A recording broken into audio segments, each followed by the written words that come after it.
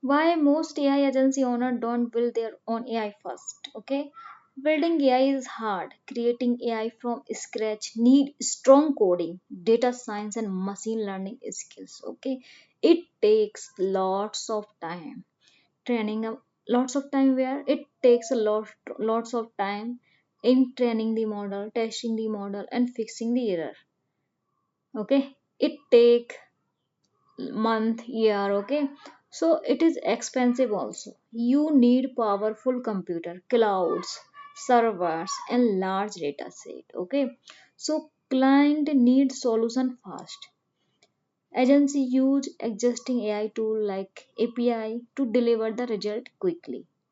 Okay, so business focus over the tech focus. Many agency owners are good at marketing and sales, not deep AI development. Okay, no need to reinvent the wheel. So tool like OpenAI, Google, and Microsoft already provide powerful AI. So most agencies use AI to solve problem instead of building AI from zero. If you want, I can make video on, okay, shorter and more professional. Okay, so you need to write in comment what kind of topic you want. Okay, I will create. Okay, if you like my video, please like, share, and comments.